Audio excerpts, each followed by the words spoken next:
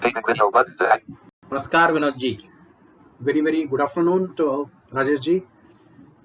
Through our literary lens, we are back yet with another discussion, and this time we are going to discuss the poet and his very important contribution. Friends, we have not discussed that poet yet. we have Vinod ji, Tennyson. Oh, Tennyson, we have done. Lotus Eaters and Ulysses. Yes. Our listeners know that what he writes, in the which era, Victorian era he writes.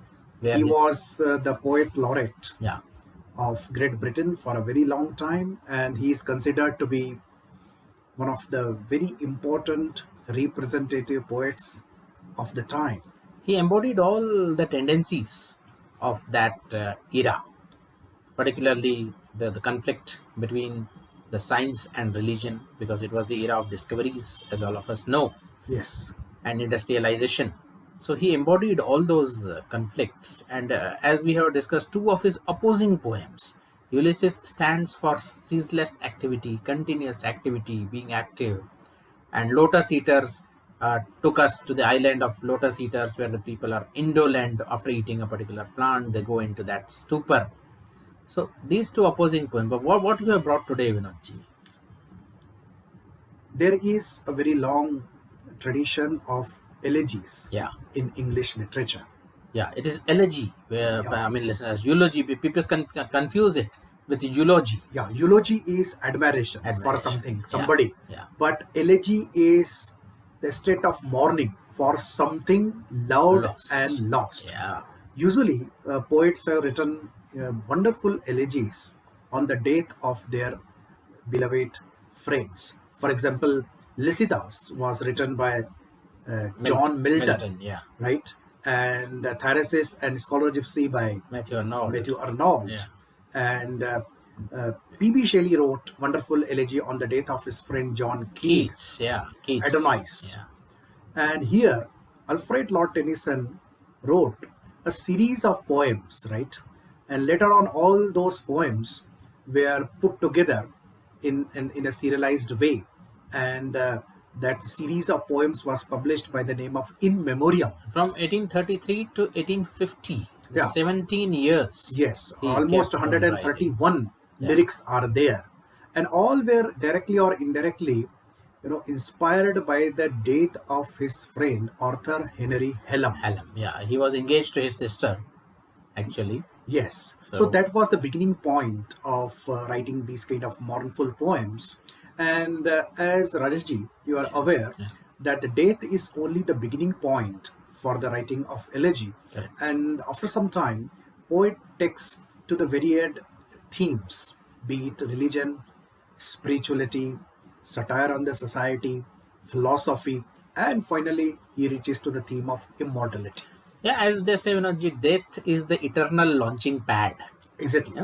Because even though it may be an eternal oblivion, but for thinking people, for the feeling people, as they say, birth gave rise to science, investigation about the birth. But the death gave rise to philosophy. Exactly. Because we don't know. We do not know. Because death has remained completely unknown. Everybody, whatever he or she may be saying about death, it is just conjecture.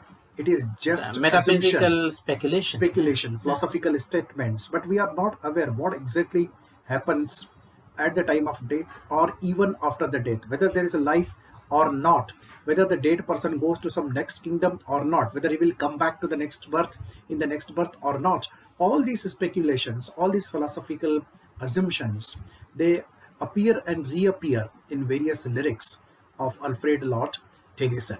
But friends, we are not going to discuss in memoriam here. Basically, we want you to go through this in memoriam, and there are certain pieces of literature, they have transformative power. Whether you are believer or not, that is not the question. Even Lord Tennyson himself was not sure whether he had faith in Lord or not. He was agnostic. That was the prevalent tendency of the time. And so in this poem also, when he mourns the loss of his departed friend, he questions everything, he loses his faith in God, and finally a sort of it is restored just at the end of the poem, he again feels that, oh, yeah, I mean, everything is well. So, by and large, he was agnostic. Yeah, Exactly. So once you go through this long poem and taken together almost 3,000 yeah, lines, yeah, right? yeah, And at the end of the reading, I am sure that you will not find yourself same. There will be some transformation in your definitely. attitude, in your personality, in your perception, in your entire way of living this life. So, Rajaji, today we are going to just touch upon the prelude Prelude of of this this in poem. memoriam, this great poem, Prelude. Actually, even though it is called Prelude, but actually, they say, many critics say, that once you finish the entire In Memoriam, thereafter you should read it, and logically, also, it follows the poem, because initially, if you read it, you may not be able to appreciate it fully. That's why we have told you about the poem first, isn't it? And then the kind of philosophical musings which are presented in this prelude, sort of 44 lines only, or 4 4 There are 11 11 quatrains. quatrains. Yeah, ABBA is the rhyme scheme. And but these are profound lines, Vinodji. Every quatrain is full of, condensed thought, we can say.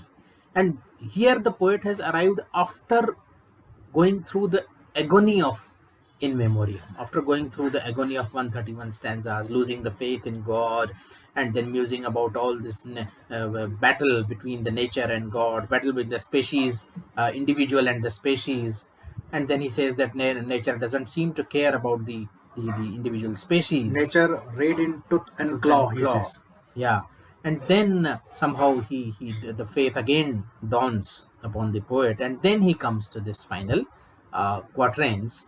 They are called prelude, but actually it is an epilogue to the poem. Exactly. And if you take out this prelude from the this in memoriam, Yeah, still it reads yeah, as an independent piece of poetry. definitely it does. So, what are the major philosophical or metaphysical questions Yeah. that he takes up in this prelude? Yeah, before that, as you said, Vinodji, elegy is the loss of the loved and the lost. And in the, it's the mourning of the loved and the lost. So in this poem itself, in memoriam itself, at one place, Tennyson says that I hold it true, whatever befall. It's better to have loved and lost than never to have Not loved at all. at all. So this is again really Yeah, important. People believe that love very often leads to agony, agony. or it finally leaves you mourning something, pining for something, longing for something. Yeah. So at that time, we must remember these beautiful lines of Yeah, Tennyson. I hold it true, whatever befall. I felt it when I sorrowed most. Yeah, It is better to have loved and lost than never to have loved at all. here Tennyson validates not the gain of love, Yeah. but the experience being in love. That is very Yes. important, whether Yes. you are successful or not. Yeah. But that experience being in love, and even it may end unhappily or happily, Yeah. irrespective of that, that experience is enriching in itself. So he validates that experience, not the gain Definitely. or loss. Definitely. It is one of the life transforming experiences, as they call it: love, education, Counseling, religion, counseling, religion, and crisis. These crisis. are the Yeah. five the experiences that can altogether change and transform one's life. So coming back to Yeah. Prelude, Prelude. Yeah. what Tennyson basically is Uh, saying in this? as I understand these 44 lines, one thing is that Tennyson says faith is an important constituent of human life, because there are limits to the knowledge. Knowledge is of the things we see, Yes, but we cannot, there are limits to the knowledge, and everything cannot be proved. By faith and faith alone embrace, believing where we cannot not prove. prove. Believing where we cannot Cannot prove. prove. This is very important Yeah. because if you look at the progress of the modern science, actual progress is of only 5 centuries, Yes. and very little we have discovered, very little we have understood. It is true that science has transformed the material life, it has significantly improved the human conditions, but the fundamental questions continue to develop. Where this universe came from, how the life was made, on earth, and why we continue to live. What is the significance of time and space? Where And the did these come from? consciousness Consciousness, itself, free will, all these these questions are are beyond mysteries. mysteries. And we do not suggest that the science will not be able to unravel these mysteries at any time. But something that we cannot prove right now, it's better to believe rather than to satirize, rather than to make fun of it. Because everything, spirituality, science, faith, logic, they have their own space, they have their own significance in the entire scheme. This should not be forgotten. Definitely. And by faith, we don't mean that anything goes. No, faith should be positive, life enhancing faith. It should not be random faith or in the miracles and anything like that. Superstition is not faith. Superstition is not faith. Faith, in the purest sense, that should be there about the cosmos, even about the fellow human beings. Because in this mad rush of scientific proofs, even we have lost faith in one another. Now, nowadays, if you don't have the video clip of anything else, anything, it is not taken to be true. So, We do not yeah, trust each other. Yeah. In every office, there are biometric machines. Yeah. So you don't trust your employees Yeah. on whom the entire progress of your industry, your institution depends. Yeah. So where we are going? Do we want that everything has to be proven only by the help of this technology and the tools? We do not count for one another. If that is the attitude, it is here that we must remember Tennyson and his important lines. and this is precisely the fallacy of exclusivity which we are committing, which the religion has committed in the past. Everything was religious back then. Even now, many of the things are religiousized. But that is again the fallacy of exclusivity. We cannot claim the exclusive prerogative of anything, be it science, be it technology, be it religion. Science has got a definite role to play. Yeah. But science is not everything. As religion was not everything in the past. And Yeah. that is why the religion, basically people started questioning the very validity and the relevance of religion. Yes. So same fate may befall on science as well. And then the second theme which permeates these lines is that our little systems have Oh, their that's wonderful day. lines. Our little system have Have their their day. They have their day and cease to be. They are but the broken lights of thee, and thou, O Lord, are more than they. That's really wonderful. Yeah. Every system is a little system, Yeah. be it a city, be it a village, be it a nation, be it this world itself, be it a human being in himself or herself is a system. We all are little systems, and this makes us humble, because one of the contemporary disturbing questions, Rajesh, is that people believe that they are all powerful, Yeah. whether it's a person Yeah. or a society or a race or a nation. They believe that they are all powerful. And they So, are independent. They are independent. self-dependent. So here he brings us this point home that ours are little systems. And they are their day. temporary. They are They temporary. ephemeral. They have their day. They may be important at Yeah. some one particular time, but the time will come when they will cease to be. And this is really important. We are aware of rise and fall of Roman Empire, Greek Yeah. civilization, Indus Yeah. Valley civilization, Mughal Empire, and so many other empires. Yeah. So many other great people. They rose to power and they lost the power. So all these little systems had their day. Similarly, the present system would also have its day, and one day will cease to be. These systems will cease to be. So if we acquire the wisdom from these lines, then we will learn to live our life perfectly in the state of modesty. At least Perfectly. we will come to realize the immensity of the nature and our place, our society's place, even our Earth's place in the entire cosmos. Even the science believes that Earth is nothing more than a blue dot. As Carl Sagan has very wonderfully said, it's a pale blue dot suspended Because there on are the beam of 200 light. Yeah. billion galaxies, Yeah. and each galaxy contains 100 billion stars. Now, when Tennyson says, Vinodji, that they are but the broken lights of thee and thou, O Lord, are more than they, let me clarify, because many people commit this fallacy of equating Lord with the Jesus Christ. No, he I is mean, basically I have read referring- many articles, Exactly. many chapters, and I don't know why the Western people are so biased. They equate God with Jesus Christ only. It is okay that in English language, Lord Yeah. is referred to Lord, that this term refers to Jesus. Yeah. But Lord is a common noun that way. Lord refers to anybody who holds power or Yeah. many other people, Yeah. right? So that is a Lord. Lord can be equated with God in Yeah. any language. Yeah. So here he is referring to God, or that Almighty, or that supreme power, which is believed to control everything. Yeah. Again, here, Tennyson comes near the category of believers, right? Yeah. He believes that this world is that's the broken light of thee, broken light of God. So here he is a traditionalist believer, right? But we should not interpret that he's believer out and out. He does doubt these schemes, and he also is drawn in the controversy whether the science or the Yeah. religion is superior, but he's not able to take a decision. But And till this, in memoriam also, actually, with this Darwin's theory had come then, the natural evolution, natural yeah, selection, Darwin's book evolution. was Yeah, out in 1859. 1859. So then, but the premonitions were there. It was in the air, as they say. Yeah, it was very much in the air, And right? then he clearly states in MMB, I don't believe that we are just improved apes. I mean, he takes that stand, Exactly, interestingly. exactly. Yeah. So this doesn't But change. by that, I think that expression should be taken poetically, not literally.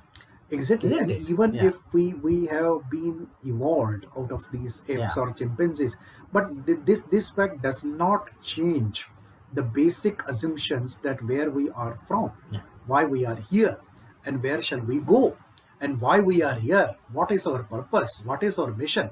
These questions are not answered even by the Darwinian theory. No, no, nobody can answer. Actually, all these questions right now, they are the open questions, and perhaps one has to make out a meaning himself or herself.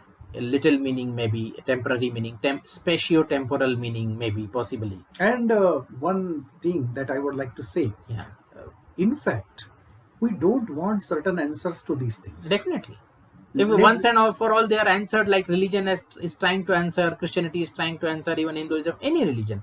we don't want We answers to these don't. questions. Yeah, we don't Let want them be such. be questions forever, Yeah, so that every generation, depending upon its knowledge, wisdom, and talent and experience, would explore these questions and come up with the different answers. So that is the beauty of philosophy, and this philosophy is very much needed for the symbolic and psychological survival of human beings, as the scientific discoveries are necessary for the physical survival of human beings. yes, So similarly, these philosophical questions are essential, and rather every generation, every individual must try to answer these questions in his or her own unique way, definitely. irrespective of the fact whether the answers are right and wrong. There is nothing right and wrong in philosophy as such. Definitely. By answering the questions for themselves, the individual or the groups will carve out a life for themselves which they want to lead.